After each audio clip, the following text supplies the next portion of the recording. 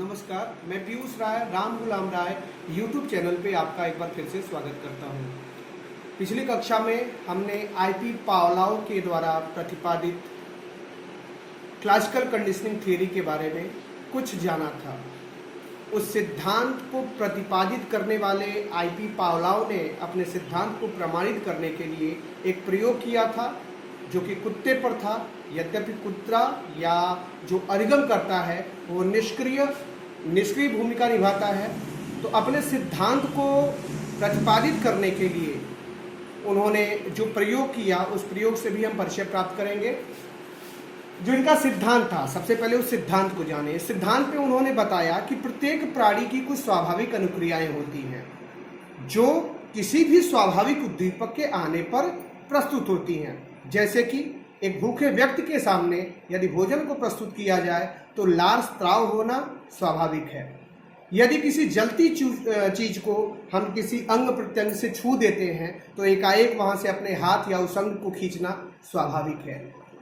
Hunter या चाबुक के डर से पिंजरे में एक शेर का चला जाना स्वाभाविक है। लेकिन जब हम किसी स्वाभाविक उद्दीपक के साथ किसी अस्वाभाविक उद्दीपक या अनुबंधित उद्दीपक को बार बार प्रस्तुत करते हैं तो उस अस्वाभाविक उद्दीपक का स्वाभाविक उद्दीपक की स्वाभाविक अनुक्रिया के साथ एक तरह का अनुबंध हो जाता है।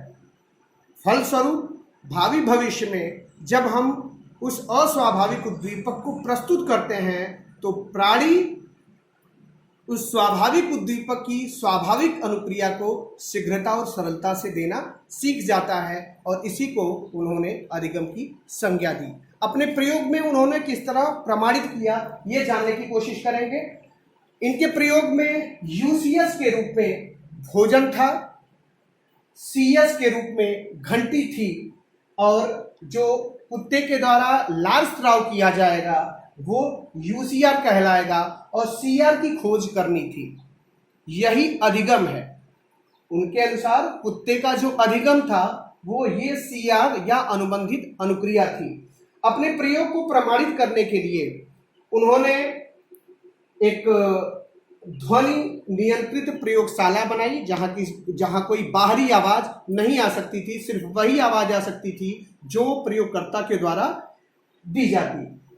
इसमें एक भूखे कुत्ते को रखा और इस कुत्ते की जो लार ग्रंथि है वहां ऑपरेशन करके उस लार ग्रंथि को एक नली के द्वारा ले जाके एक बीकर से जोड़ा हुआ था। क्यों? वो इसलिए कि कुत्ता ज्यों ही लार स्राव करेगा उसकी मात्रा यहां आके उपस्थित हो जाएगी और उस मात्रा का मापन भी किया जा सकता है। ठीक, प्रथम इनके प्रयोग को 3 चरणों में बांटा जा सकता है। प्रथम चरण में इन्होंने स्वाभाविक उद्दीपक अर्थात यूसीएस अनकंडीशनल स्टिमुलस अर्थात भोजन को प्रस्तुत किया, और जाहिर सी बात है कि किसी स्वाभाविक उद्दीपक के आने के बाद प्राणी उस स्वाभाविक उद्दीपक से संबंधित स्वाभाविक अनुक्रिया को करेगा, जिसे हम यूसीआर या लार स्राव कहते हैं। स्वाभाविक है कि कुत्ता भूखा था और उसके सामने भोजन आने पे वो लार स्राव करेगा। अगले प्रयास यानी सेकेंड स्टेप में उन्होंने क्या किया कि जो अनुबंधित उद्दीपक है या जो अस्वाभाविक उद्दीपक है जिसको हम सीएस कहेंगे, जिसे हम घंटी के नाम से जानते हैं, और वो घंटी जो स्वाभाविक उद्दीपक अर्थात यूसीएस भोजन है उसके साथ प्रस्तुत होता है। लेकिन जो भोजन को प्रस्तुत करते हैं उसके ठीक 200 या 300 मिलीसेकेंड पहले एक घंटी की ध्वनि दी जाती है, यानी घंटी की ध्वनि बजती है, तदुपरांत स्वाभाविक उद्दीपक अर्थात भोजन को दिया जाता है। इस प्रकार कुत्ते की अनुक्रिया भी देखी जाती है, तो कुत्ता क्या करता है? स्वाभाविक अनुक्रिया को प्रदर्शित करता है, और यह स्वाभाविक अनुक्रिया यूसीआर ही कहलाती है। क्यों? क्योंकि इस युग्म में जो यूसीएस है वो भी उपस्थित है, तो प्राणी इस यूसीएस के लिए यूसीआर को देता है, जिसे हम जानते हैं कि ये स्वाभाविक उद्दीपक के लिए स्वाभाविक अनुक्रिया की गई है। अब आते हैं थर्ड स्टेप में।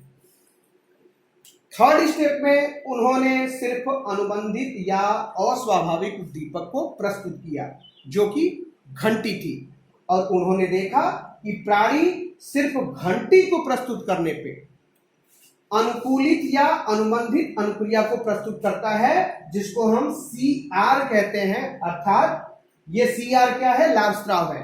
उन्होंने देखा कि जब कुछ प्रयासों के बाद उन्होंने ये देखा, इस प्रयास को उन्होंने कई बार दोहराया, और इन प्रयासों के बाद जब वो सिर्फ CS अर्थात घंटी को देखते हैं, घंटी को प्रस्तुत करते हैं, तो देखते हैं कि कुत्ता सिर्फ घंटी की ध्वनि पे ही लाल स्राव करने लगता है। ये लाल स्राव क्यों करता है? उसका कारण है ये जो अनुबंधित उद्दीपक है अर्थात CS, इसका स्वाभाविक उद्दीपक की स्वाभाविक अनुक्रिया के साथ एक तरह का अनुबंधन या अनुकूलन हो जाता है, और इसी अनुकूलन के कारण प्राणी सिर्फ अनुबंधित उद्दीपक या अस्वाभाविक उद्दीपक की प्रस्तुति पे लाल स्राव करने लगता है। और ये लाल स्राव देखिए, घंटी के बजने पे किसी व्यक्ति के द्वारा लाल स्राव करना स्वाभाविक नहीं है, लेकिन कुत्ते को ये सिखा दिया गया, और इस प्रकार ये जो CS है और जो UCR है, इन दोनों के बीच एक तरह का साहचर्य स्थापित होता है, और इसी साहचर्य के कारण कुत्ता CR या लाल स्राव करने लगता है, और इसी को उन्होंने अधिगम की संज्ञा दी। तो इस प्रकार IP पावलोव महोदय ने अपने प्रयोग को प्रमाणित किया। एक बार फिर से जल्दी से उनके सिद्धांत को जान लेते हैं। उन्होंने क्या कहा था? किसी भी स्वाभाविक उद्दीपक के प्रस्तुत होने पे प्राणी स्वाभाविक अनुक्रिया करता है।